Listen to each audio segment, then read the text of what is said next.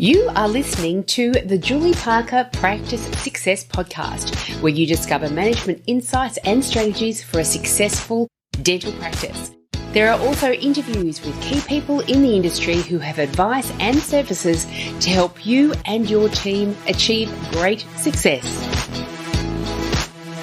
Welcome to this episode of the Julie Parker Practice Success Podcast. And today I've got a guest which many of you will know. It is Dr Nimesh Patel of Timeless Smiles and the producer of the dental practice Huddlebook. Welcome, Nimesh. How are you? Very good. Thank you, Julie. Thank you for having me.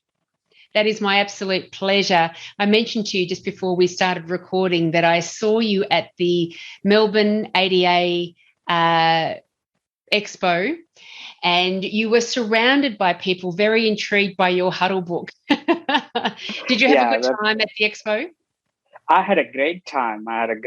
Talking to all the dentists and all the different industry experts out there. And it was amazing. As I mentioned, it was a very different experience to be on the other side of the booth. Okay. No, it was very exciting to actually present the book and the aspect of it.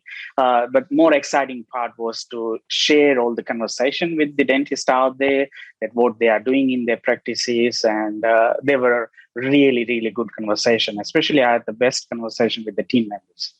Oh, fantastic. I'm going to be intrigued to hear more about that. Can you just tell everybody, in case they haven't heard of you, and so I know too, what's been your journey? Why did you become a dentist? How did you end up in New South Wales? So interesting. Going back to year 2002, that's when I finished my dentistry back home in India. And then half my family is in the United States. So my brother is settled down there. And at that time, of course, doing a dental exams in America, there was a huge journey. I had to restudy everything and do the graduation again for 3 years. And so the whole exercise is going to take me about 5 years and spending about $400,000. And I said, well, that's going to be a big investment, and doing the same thing or pretty much similar thing again. I'd rather. So me and my friend, he came to Melbourne. I came to Sydney in year 2004 to do my master's in public health in the University of Wollongong. So that was my first step. And within first 3 months, I was lucky enough to be an assistant with a prosthodontist, Dr. Sakis Nalbandian. Many of you might know him. So he's a dentist in Cremorne here. So I was an assistant with him. Same time I was doing my dental exams and I was doing my master's. So by the end of year 2005, I finished all that part of studies and I started my private practice in 2 different practices. So the same practice I started as a dental assistant, I was a dentist with the same practice. And I was there so I only had one job in Australia so far, that was with that practice. I was there for about 7 years, and the same dentist actually helped me to set up my private practice in Sydney as well. So he was there to look at the place, look at the premise. We did the setup together, and that was amazing. And the other practice was the same dentist associate. What I say, dentistry is such a small world. Everyone knows everyone. So my principal dentist was an associate with another principal dentist. So, I was working in 2 different practices for about 6 years as an associate. So I had a great deal of experience with those guys, and I had a good mentoring. And then I set up my own practice in year 2011, and I was the founder of Timeless Smiles Dental. So there wasn't any Timeless Smiles in Australia. So I said, let me put this nice name out there. And we started from scratch. So I had no patient. I had just the building. I had my first team member who was working in a Kmart. I didn't even have a building to do her interview. So I did her interview in a cafe while they were doing the practice. And that's how I started. One assistant and me. And within 3 months, she had her friend. She joined me as a dental receptionist. So 2 girls and me. And that's how the journey started. Today, we have a team of 8 people, 1 associate dentist, 1 oral health therapist, and 4 team members. And that's where we are. We are sitting with 4,000 new patients in a practice, and it's been 10 years, almost a decade, in Pennant Hills in Sydney. It's a lovely suburb with all the families around us. So it's been a great journey. Wonderful. And I love the name of it. Timeless Smiles is fantastic. I can't believe it hadn't already been taken. I think there is one in United States. That's about it. Yeah. Tremendous. And so those 10 years of practice ownership, but so importantly, the years prior to that where you were getting that strong mentorship, I keep fearing that the mentorship side of things may be coming out of our industry over the last number of years. For whatever reason, there seems to be more and more practices being started by dentists that haven't had that benefit of being mentored by the previous owner for a number of years prior to. And you think about all of the lessons, not just in, can you help me with this particular dental case, but business management, people management, communication with patients, managing complaints and failures, as well as trying to determine what goals you want to reach as a business. There's so much to learn, isn't there? It's such an amazing thing what you just said, that when we come out of as a dentist from the universities, all we've told is how to work on patients or the models. That's the only two things we're being told. And of course, now I can see there's much more engagement being, students are on social media, and these groups, social media groups where people are actually sharing, students are sharing how to work and things like that. But to be very honest, when 6 years of my associateship, I hardly had any experience running a dental business. So in 2011, when I set it up, I think all I knew is what not to do. Yeah. Oh my God. I mean, so we started with, in a first year of my ownership, I started with prime practice. We did the team system 1 and team system 2 as my within first 6 months. And that is the best thing I would say with any coaching. Of course, I was in Sydney, and that's why I did that at that time. And that was, of course, the best help we had to introduce the systems and processes in the system, in the practice. Because the foundation of dental practice is that if we don't have the great team building systems and processes, of course, you can't run the practices efficiently, and you get daily frustrations, and that builds up. And then you can certainly be, of course, everyone knows now there's a 4 tiers of practice. There's a survival, and then you're scaling, and then you're pretty much benefiting or profiting your practice. And then at the end of that, you're going to create the legacy of your practice. That means getting ready for sailing your practice, something like that. But in the whole journey, I think the most critical part is your team building. If anything, I want to say to any dental practice owner, or my learning from last 17 years of doing dentistry, I think it's going to be the team building and the running the operation side of things. That's the most challenging thing I hear all the time. It is an enormous challenge for many practices out there. I think if, as a clinician, I imagine if you were having trouble having your fillings bonded as a very basic thing, you would then go and do research around different bonding agents and techniques and asking your colleagues, what do you do to make sure that your fillings remain bonded for a long time? But when we struggle with our relationships or inspiring those around us to come on a journey and reach these goals together, we seem to fall back into that, oh, that's just not like me. I'm just not that kind of person, rather than doing that work, thinking, okay, specifically, how can I identify the areas that I need to improve upon, and where can I go to get that information, and then get the practice in order to modify how I do things so I do become better in that space. The self-awareness space, when I had my practice, I bought that in 2003. The self-awareness journey for my decade of practice ownership was enormous, and I'm sure you felt the same way. Absolutely. And when you actually do the ownership, as you said, I mean, we learn from pretty much our own mistakes. And when you make mistakes, you learn. And there's only 2 ways of learning. We know that either you make all the mistakes or you learn from someone else's. So probably when someone asked me, of course, it gave me 10 years to make all the mistakes. But I would say my colleagues that you don't have to make all those again. whether it's pretty much starting the practice from scratch, which I never say it's a mistake. It was actually a great experience for me. But having said so, in the team building side, or having your team, or having to train your team, don't wait too long, because I see practice owners that, okay, it will happen, it will happen. There's no miracles out there. I mean, they keep getting frustrated, hitting the head against the wall, thinking that someone will out there. And then comes the blaming game, right? It's what's happening into my practice. It's not because of me. It's because of this, because of that. And that's where of course, after 10 years now, I can say it all starts here. I remember reading a book, and I'm just looking around my library here trying to find it, and it was a book called The Titans of Dentistry. That's what it was. And it was written by an American dentist, and it was a compilation of stories by other dentists. And he asks them all various questions. And one of the questions, of course, is, what did you wish you had have learned far earlier? And the answer was routinely how to engage team members, how to speak with them, how to have a relationship with them. And so it's certainly an area that if you can jump onto it really swiftly, it is you're going to see the benefits of that straight away. So fast forwarding through to today, and the Huddle Book. Tell me about the establishment of the idea of the Huddle Book in your mind.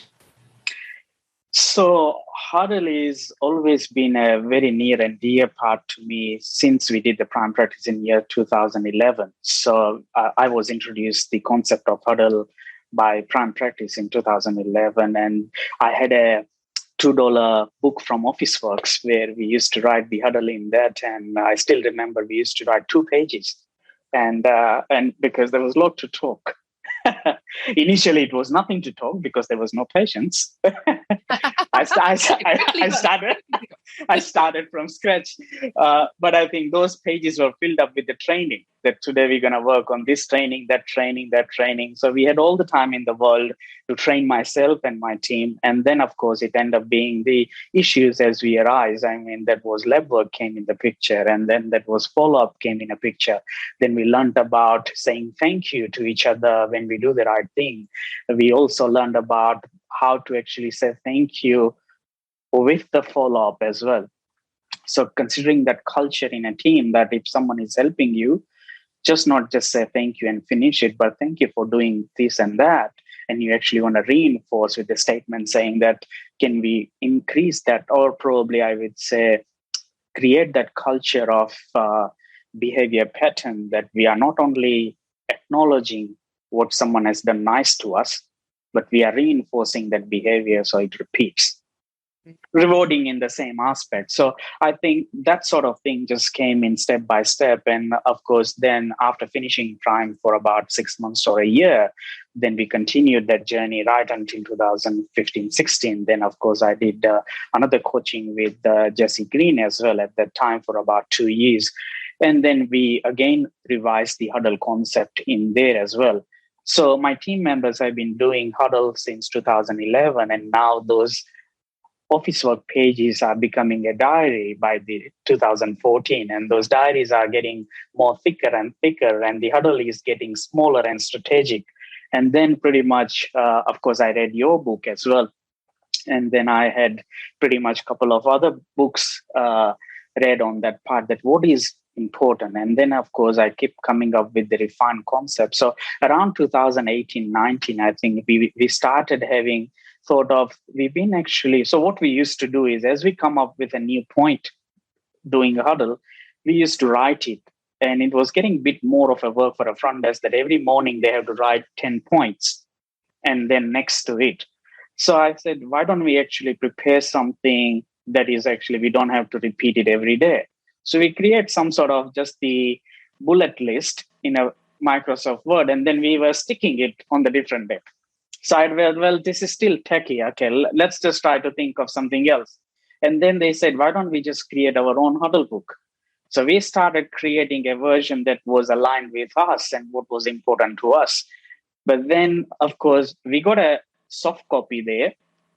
And then my team says, Nimesh, the things that we discuss here, don't you think all the practices will have the similar issues? I said, well, that's such a good idea.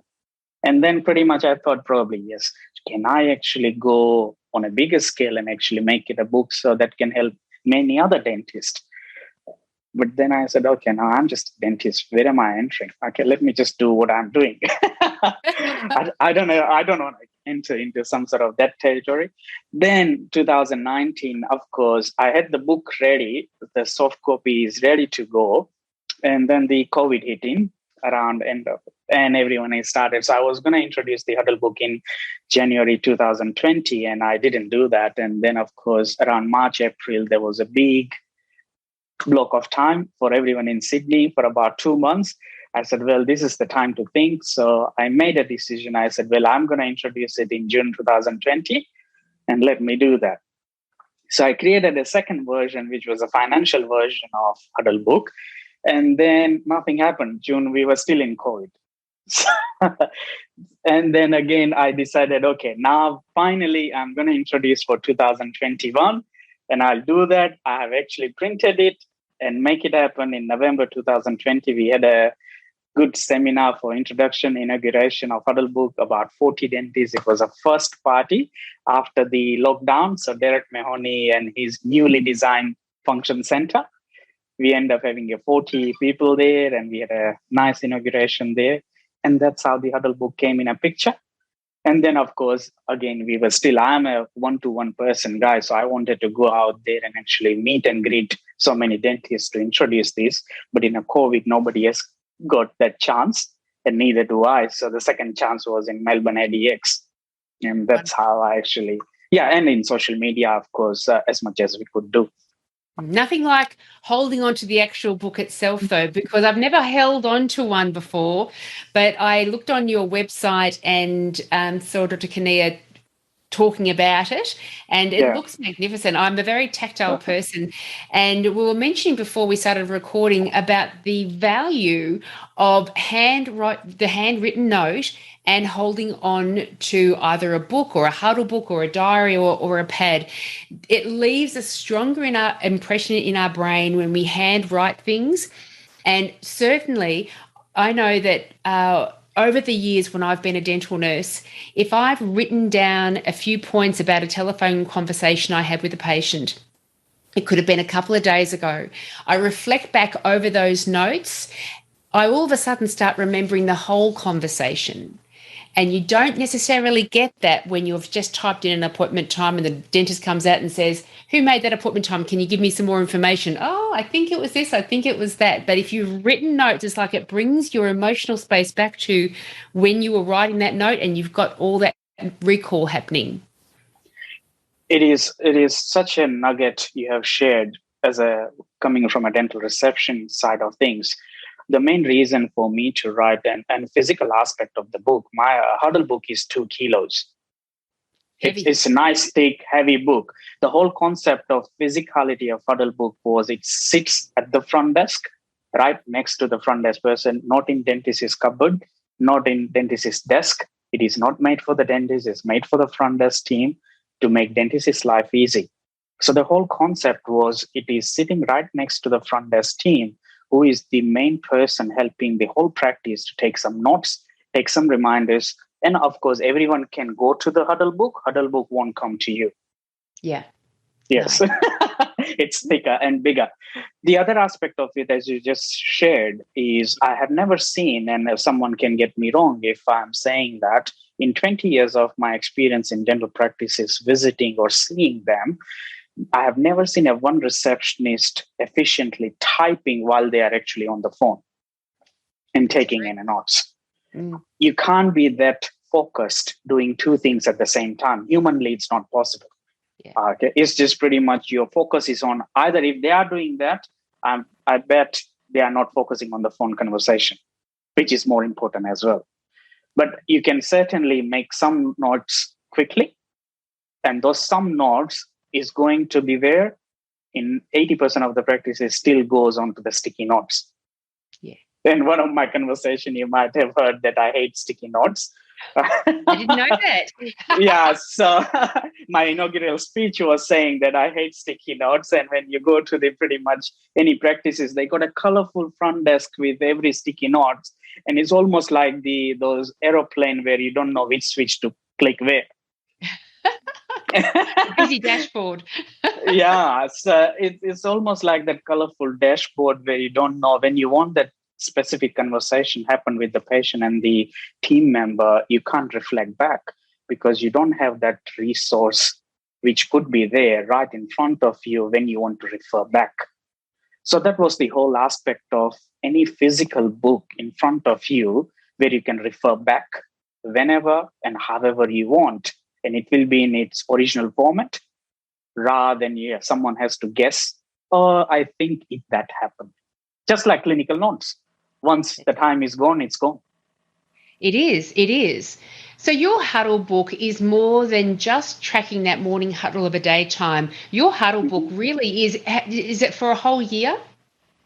That's a calendar year. It's for the entire year. So it's got all the days, Monday to Saturday, mentioned that with the strategic huddle points. And of course, with each month, there is a practice management side of things as well. So I've shared some templates in the Huddle book, and I'll be more than happy to send one out to you so you can actually look at the physical copy of the book.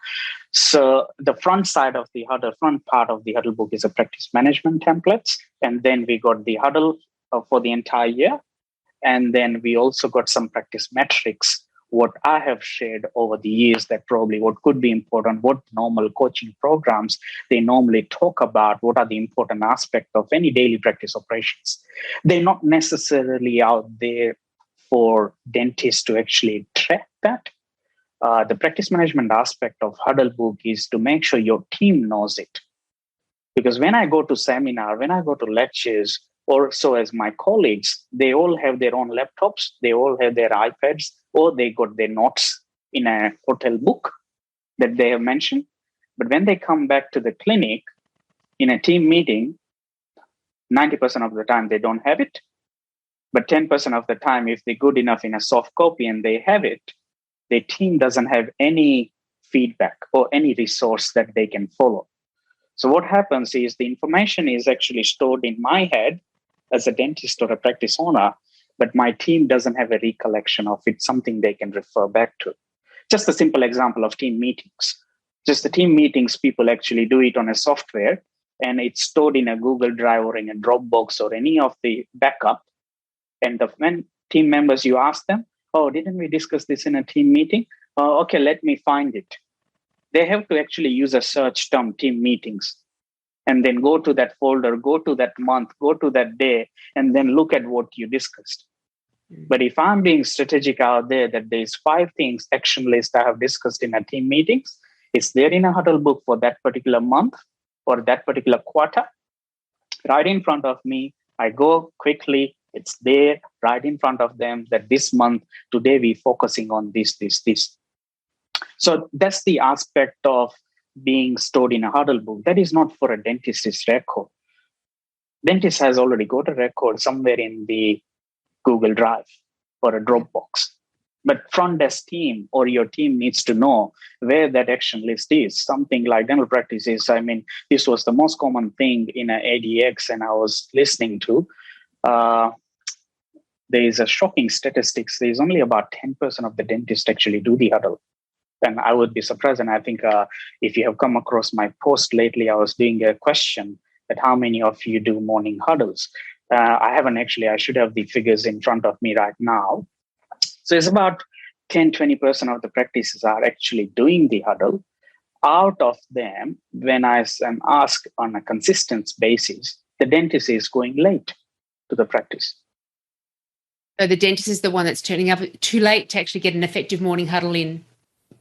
Yeah. So, I mean, I was just sealed with my lips. I think if as a practice owner, if we are not showing up and taking that ownership, then you can't expect that sort of miracle to happen by your team. So I think that is another aspect that pretty much, if you want to do a great huddle, I mean, you don't have to do the huddle, because if something doesn't align with your team or align with your business model, then it's fine. But if you want to have a pretty much team that you want to connect to, and if you want to engage in your team, and I don't see any dentist who doesn't want to engage with the team, this is the integral part that I see. Because what I say is the only most important thing that I have with me and most precious thing is my time. And if I can share that 5 minutes of that precious time, first thing in the morning with my team, I'm giving them something that is invaluable. Forget about huddle. Forget about what's in the huddle. Forget about what I'm discussing. All I'm doing is one human is talking to another human being, and they are getting connected on a platform first thing in the morning when I'm starting my day. Rest is immaterial. Of course, when I say immaterial, because rest it can always be discussed, but that's my human interaction. So there is that was a philosophical side of the huddle as well, when we actually see that if we want to connect to the team, because how many times we connect to the team at the lunch break, everyone is on the smartphones. Yeah.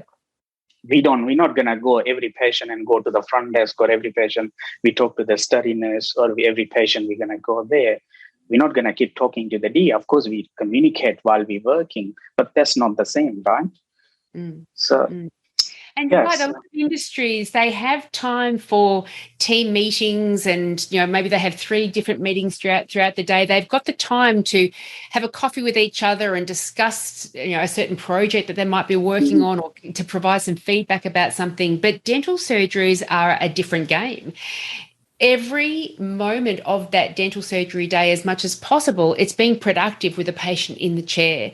And so the staff members are scattered about doing the productive stuff and don't get that opportunity to come together and connect and share and acknowledge each other's wins and what they're doing great, and think about solutions about what's not going so great. We don't get that affordance of time to be able to do that. And when I do hear practices who I'm encouraging them to do the morning huddle and they're having struggles with it, I do say, can you just try to persevere? Because the benefits are so wild that I see that it's just getting into the routine of it and then doing it well a number of times that people start seeing the benefit from it. So you don't see the benefit in the first half dozen times, even the first dozen times that you're doing it. But if you stick at it and you're mindful about what are we speaking about that's going to help the operations of the day, help us feel more connected as a team, then I think you're going to see the benefit. And once you see that, you just continue on with it for good. That's exactly how I see that. When we say huddle is not a task, huddle is a culture. And if I want to compare it from what you just said, I'm happy to compare it with meditation. So when someone asks us that, do you see the benefit of meditation? You don't, because there's no benefit of meditation as something that you can see. All you're going to do is, when you keep doing the meditation on every single day, then over some time, you will feel that you are more aware. You are just a bit more mindful. And that's how the huddle will work. Maybe from first week, 2 weeks, 1 month, 3 months, all you're going to see is your frustrations are getting lesser and lesser and lesser. And by the time you do it for about a whole year or 6 months, you will see, oh my God, this is such a great thing. I wish I could have done this way earlier. Because automatically your team is actually reminding each other. They know when to do the study, when it's a busy time. They know when the lab work is arriving because they have just spoken in the first thing in the morning. They also know that which clinician is doing what, when to ask a Google review. Otherwise, rather than keep thinking about pretty much, okay, we ask, my team doesn't ask for Google review. We tried, but it doesn't work. Right. And then I said, and it doesn't work, just like marketing, promotions, SEO, a dental coach. We tried it. It didn't work. So we're never going to use that again. Yeah. So I was the same few years back when I said, oh, okay, I don't get many Google reviews, but then you be strategic that today at 3 p.m. Mrs. Jones is coming for her as a new patient. Let's give her a 7-star customer service and let's ask for a Google review. So now I'm being strategic. And when I'm going to discuss that, first thing in the morning, I'm not assuming I'm mostly saying that today at 3 p.m. the patient is coming to Mrs. Jones, we're going to ask the Google review. And same as for the Facebook post. Some practices, I told my front desk to do the social media, but then they didn't do it. But have you been strategic? Did you tell that first thing in the morning, don't we need a reminder? I need about 5 reminders to prepare one treatment plan. Yeah. And I'm being human. So as the front desk needs the reminder and the team needs a reminder. So when we're going to do that? Yeah. And I think what you said then is so key. We are human, and our human state is to go to default patterns wherever possible, because that's what takes the least amount of energy out of us. And so we will be in default unless there's a pattern interrupt there somewhere. And one of the things that I love about a morning huddle is that it provides that clear intention. Today we're going to do this. When we have a staff meeting, for example, we could say, okay, we're going to start asking for Google reviews. We'll use that as your example. We're going to start asking for Google reviews. Do we all agree on that? Yeah, we all agree it's a great idea. Let's do that then. So everyone have the intention of doing that. And then the reason it doesn't happen is because we don't get that reminder every day. We don't get the prompt. We don't get that small little push, do it for this particular patient. And so when you have got that morning huddle happening, you say, okay, remember our focus this month is asking for a Google review. Which patient's going to be asked, who's going to ask, and how are you going to ask it? All of a sudden, you are creating a process where you are making sure that you're giving it every chance in the world to actually happen. Everything else is too broad. We really do need to make that action step on the day. Exactly. And it's just the mindfulness and being strategic for any task, whether it being, and I think the second thing, something like a lab work reminders. Okay, it just sounds like such a small point. And I hear dentists saying, "Oh, my dear does that a day before, and it always happens." But nobody is going to share that how many times they miss it. Yeah.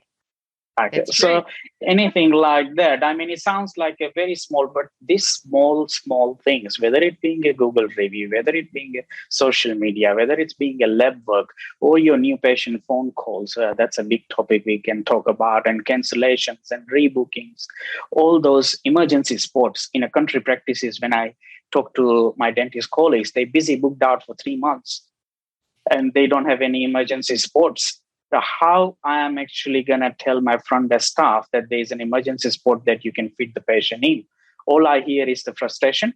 Oh, didn't you know that I got a 3 o'clock time block? You could have booked the patient in. Why did you just say, no, we are fully booked? Well, you didn't tell that 3 o'clock time slot was for your coffee, was talking to your wife, for your meditation, or for my booking an emergency slot. How would I know that? And rather than keep getting frustrated as a practice owner, the front desk just need a little reminder first thing in the morning that maybe at 3 o'clock we got that emergency slot. Please book the patient if you have one. Simple as that.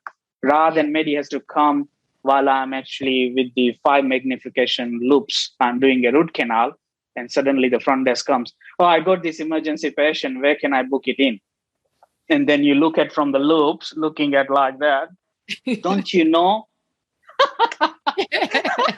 That's right. It's really as a way of indicating to the audience out there who aren't doing morning huddles, the identification of all of these little areas seems small by themselves, but it's the compounding effect of half a dozen of them in any given day, and it really does interrupt the operations of the day.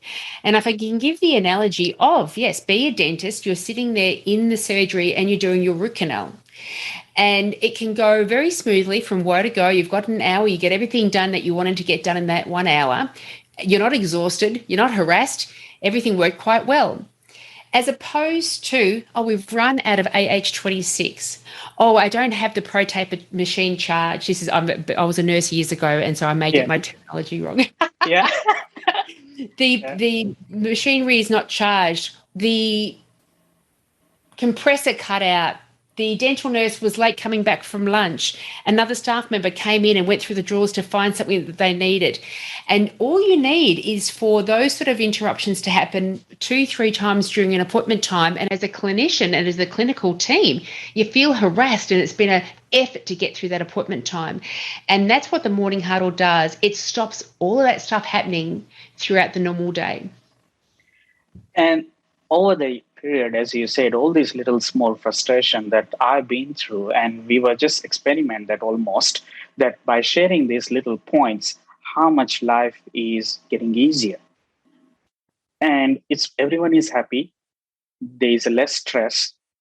Just simply by introducing when we do the autoclave cycles, it made our life so easy over the years. Now it's a second nature in the team members. All they had to do is there's about 6 patients, and I'm hoping that everyone has got a limited amount of scalers set out there. Sometimes there is a 10 clean in a row on your hygienist book and your book, and then there is pretty much not enough instruments. So how do they manage? And when they talk, rather than getting frustrated, okay, now we have to wait 20 minutes waiting for a cycle to finish. It sounds as simple as that, but these are the small issues that builds up the stress. And the team doesn't want it. Nobody likes it. And I think what we realize that nowadays, those practice operations, I don't even have to think. And so, it's I mean, yeah. Approaching your day, it's, as a team, it's really training your team as well to approach every day proactively rather than reactively. So you've got control over the day, then being forced to dodge and weave around the normal things that do go wrong in any given day. Yeah, I mean, and no practice is immune to issues.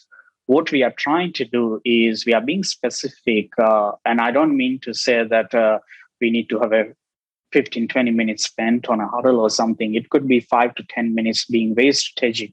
There, it needs to be just this. This part is for the front desk, this part is for the back-end team, this part is for the clinician, and these are the general points. So, and that's how pretty much I have designed the Huddle Book as well. So when we're talking about that, it's being more strategic around the team members. And of course, trying to not to spend too much of time, just spend 5 to 10 minutes of time and just talk about those important aspects. And over the time, your team will be so trained, they don't need to know a couple of things. You don't need to know a couple of things. You only need to focus on 1 or 2 things or 2 or 3 things as a clinician. And then the team will have their own quick huddle and they can finish it. Yeah. That's how it should. Yeah. Nice. And all the other information that you've got in the Huddle Book, I'm just imagining being a dental receptionist and you're coming into the staff meeting and there's a mad scramble, as you say, to try to find the soft copy of the previous meeting notes. You can't quite find them, so it's okay. I'll just bring along the agenda of what I want to get discussed today. As opposed to, let's start off every team meeting with the to-do list from the last team meeting. And whoever's got is the master of the Huddle Book. Yes. They just flick back through the pages and it's right there in front of them. And all of a sudden, you've got this way of maintaining the momentum of all the action items that you've identified every month. They don't get lost.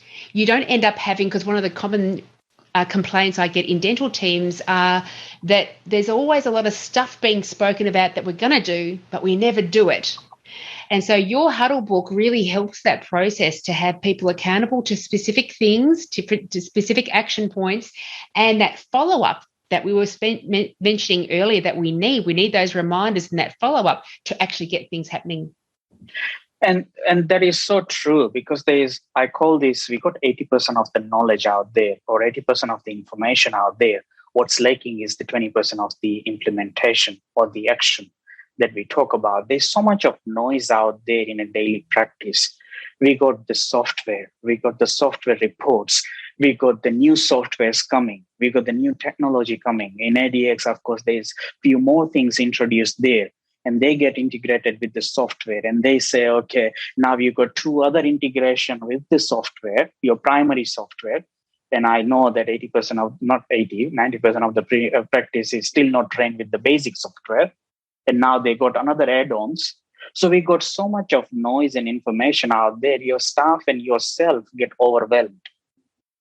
What we want to make is team's life easy. And then they will comply, or then they will be much more motivated to take action. Because what we're trying to do is we just telling them and bombarding them with this software, that digital, this digital. And I'm not against digital. I love digital part. And of course, there will be some digital version coming soon as well on the Huddle side for the people who likes digital. The thing is the accountability, or that action that you just mentioned, that you just need to flip the team meeting page. You look at there's already a last team meetings, 5 points. Have we done that? Yes, no. 3 points done, 2 points not done. Let's work on it. What was happened? What was the roadblocks? Can we work on it? And move on. Team meeting. What's today's agenda? Action list. There's 5 categories: DA, front desk, clinician. And let's tick, tick, tick, tick. Done. Simple as that. Half an hour team meeting can be done like that. Otherwise, it takes 20 minutes to find what we did and what we would be doing. That's right. That's right. And I'm a big fan of sharing key performance indicators and tracking key performance indicators and discussing them as a team, because I can't think of any key performance indicator in a dental practice management space that isn't influenced by the behaviours and actions of the whole team. One classic example is conversion of patients into their treatment plans. You think, oh, that's just a dentist thing. But no, if the dentist is well supported by the receptionist and there's an effective handover, then the receptionist picks up that ball, maintains that sense of urgency, sense of importance over that treatment plan with the patient, and that patient gets that consistent sense that, yes, there are going to be repercussions if I don't go forward with this. So I need to make a plan. If I don't do it straight away, I need to make a plan to get this sort of thing happening. The new patient flow coming in, maybe one of the things that you can do to encourage new patient flow is to make sure that you are offering what you said, a 7-star service, which requires everyone to be on board with that. So to be able to track certain key performance indicators in your morning huddle, in your huddle book, and then discuss those at your regular team meetings. Again, so easy to source because it's all right there in front of you in physical format. That huddle book just becomes kind of like the Bible that you take through with you for the whole year. Yeah, and that's what I normally refer as a single point resource book for your desktop, because I think in that one resource, which is for the team, and I like to repeat this sentence, it is for the team, it is not for dentists. Because a lot of dentists get confused that, oh, okay, it's like a book. Am I going to read it or what? It's not about engulfing the information out there. It is pretty much a resource for the front desk team. Whether it's just as simple as, when is my practice manager going on a leave for a few days? There's a section over there, we call it a key relevance dates. Sometimes dentist doesn't know that one key team member is going on certain days. It starts with putting your days of leave, because I always like to organize. I want to put my leaves first to make sure that how many days I'm working in a schedule. And then, of course, it also has the element of something as of course, you are aware of the Eisenhower matrix of urgent, important. So some of those aspects are there. We want to make sure that many practice owners, including me, were baffling that what does team member do in a bonus time? Okay. Yeah. And we got, especially in a time like this, I had my team all the time working in the lockdown time. So I suggested them, I got a pile of work that you can run another 6 months of lockdown. So there were never going to be a dull moment there. So pretty much all those key, urgent, important aspect of the metrics, if we have conveyed once with the team members and it is there as a resource in front of you, sometimes they want to refer back. Because I think dentists keeps getting frustrated that we have 2-3 hours of block of time and they just kept cleaning the drawers. But they just kept doing what they felt right, because they were not being told what is right for you and what is right for them. So it's just one of those things that what is important to me as a business owner, the team member needs to be on the same page. And if I haven't told them and then I get frustrated they haven't done it, then it's not their fault. That's for sure. And I like it that you said that it brings the Huddle Book brings everybody on the same page. Yes, it's connecting the team, isn't it? That's why I have to create a logo with connecting the team. Yeah.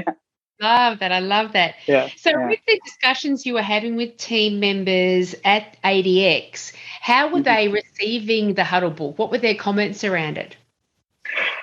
Do you want me to be dead honest? Okay, I have to be dead honest. Most of the team members says 80% or more said we don't do the huddle. Some of the practice they did, yes, we do the huddle, but my dentist is not there with us, so I don't know who makes a decision. Some of the practice managers, they were really, really impressed that this is a great resource that I want to introduce in my practice, but I'm not sure how to start it. So for them, I think I recorded a webinar for the training, start to finish, for the step-by-step, that everyone who receives a Huddle Book, they also get a free training with a webinar recording, which is about an hour, to get the team members to actually get trained on it. And of course, I always recommend that I'm a dentist and founder of the Huddle Book, but I'm not a practice coach. That's where I got someone like you and all the people out there who actually have done the coaching for all these years. So my job is out there to provide them a resource book. But then I also want to emphasize the fact that there are people out there who is going to teach you how the huddle is being done and how to actually maximize that in other aspects of the practice management. And that's where you need a coach. You need a coach to learn and many practice, I think many of the practice owners, they never did any sort of coaching. So they never knew about what is huddle and all that. So they just, I don't know, I just read something out there, and they don't do it because they just don't know what's the importance of it and where they can get the value out of it. So I would highly encourage all the dental practice owners pretty much to get engaged with any coaching, including yours. You had an amazing coaching resource. I looked at the website and I think, and you got something like 25 years of experience, not just as a team member, but as a practice manager, as a dentist, dental practice owner, and all that resource for training, you need it. You need to understand what the huddle is before you start doing it. And then, of course, you got the resource book where you use it. So everything is done for dental practice owner. And I got some surprise for all your listeners today.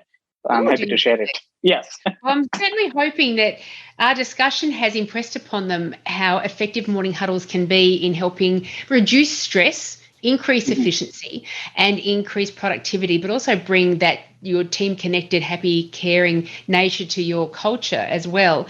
So if they are intrigued about incorporating a morning huddle into their practice, the morning huddle book is the way to go.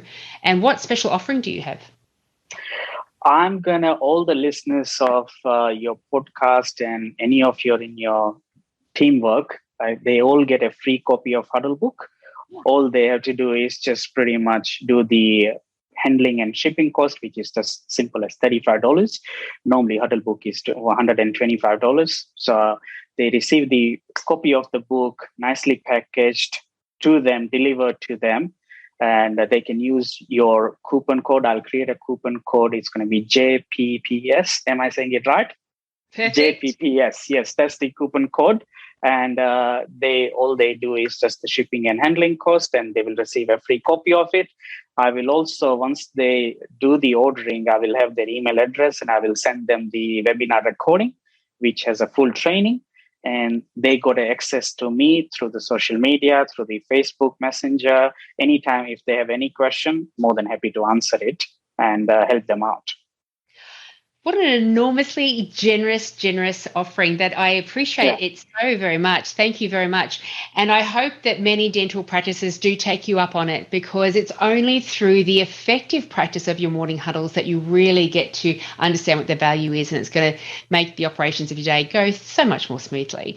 So go to the show notes and place your order via the links that are in there. So you can easily go to huddlebookfordentist.com and use the coupon code to order your Huddle Book. And all the profits of this Huddle Book that will be used to sponsor the children in need for their education. So I actually personally handpick the children who is in need, and they actually get all the education sponsored. So, of course, I got a family in India, I got a family in America, and one of my niece, she is also in a project for something like this. So she actually works with the foster kids. So we actually provide them all the resources they need through the profits of these Huddle Book sets. Oh, gosh, how very noble. That's wonderful. Yeah, Goodness me. It's a really lovely endeavour, for sure. Even more reason to support this Huddle Book, I say. Yeah, so I mean, it's pretty much, I think, the whole idea came just behind from that concept. It was, of course, I was hitting 40s, and I'm sure you're not recording this, but I was hitting 40s, and I realized, okay, what is something I can do apart from what I was doing in general? And then, of course, I said, I don't know what's the calling and what's the purpose. And sometimes you just do the things and you keep taking actions. And suddenly you realize that, yes, there could be something out there which is much beyond than what we do on an everyday basis. And I'm not very fond of just giving the money out there because it doesn't always go to the right place. And of course, coming from an Indian background, and my sister, she also works in that vicinity where we always want to sponsor the child and actually give the books rather than give the money. Because when you give the money, it could go to the dad's business or who knows. So I think we handpick the children and then do that. So my niece she's in California, in San Francisco. That's where my brother lives. So she actually works with all over the country. She has actually set up her website, and she likes to pick up the foster kids. And it could be anywhere in the, so last year she was in Brazil. So she's 16 years old. She's 16 years old. Yeah. So she picks up and she likes to liaise with some of the charity company there, and then they will do the nappies, or they will do the school bags, or they will do the water bottles, any of those things. And it's amazing. I said at 16 years, if she could do that, I think now it's a time at least I could do something beyond that. It's fantastic. Gosh, yeah, I really do like that story, and it is a lovely thing to reflect upon as human beings. What could I possibly do that will make life a little bit easier for somebody else? And I do like that you've identified as well that the money doesn't always go where it's supposed to go, where your intention is for it to go. So you go in that extra step to make sure that you then handing over a book rather than just the cash. Yeah, I mean, it was pretty much last year. Of course, with the COVID, you can't go anywhere. So that's why handpicking is not easy at the moment. So can't wait to go to India and do something like that. I think so. My wife, she's physio, so she has got her school kids. So, I mean, sometimes it's good to see that someone is actually getting at the first tier level help, because otherwise I think all those, whether it's World Vision or I've done the buy one get B1 G1 thing, there's a lot of other expenses involved. So basically, by the time it reaches to the people, it's not dollar to dollar. Nice. Yeah, that's right. You're absolutely right. You're absolutely right. Well, congratulations on thank you. Your intention to the world. I think it's magnificent. I love this wonderful intention to bring team members together and have smooth running dental practices through your Huddle Book. And I'll also add the website of that charitable location as well within the show notes, so people can read up to see where their money is going. Because I imagine once you love the Huddle Book, you buy it every year. Yeah. So, I mean, of course, a library of years of Huddle Books that you can reflect back on. You've known to practice for 10 years. This is the journey. This is the journey, isn't it? Yeah. So, I mean, it depends on pretty much how, of course, I'm a hoarder. So last in the COVID time when we were looking at it, they found all these Huddle books for last 10 years. And this, Nimesh, you're not going to use it. Please throw it. So I had my first dental assistant writing the notes. So I was actually showing them, Lauren is actually still writing the notes, and we used to do this.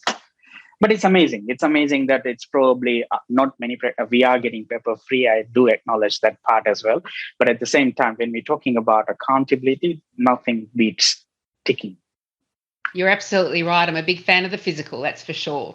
Well, thank you so much, Nimesh. It's been such a delight to hear about your story and hear about how the dental practice Huddlebook came to be and the impact that it can have on dental teams out there. So I encourage everyone, jump onto the show notes, register your purchase, and also help support educating children as well. Okay. Thank you so much, Julie. Hey, if you enjoyed listening to this episode, you should join the club. The club members receive an online lunch and learn every week where I share insights, systems and strategies to improve the success of your practice. These lunch and learns could not be easier. They are recordings so you can watch them at a time that suits you. Members also have full access to the library of all of our past topics. It is a powerful and effective way to upskill your team. I hope to see you there.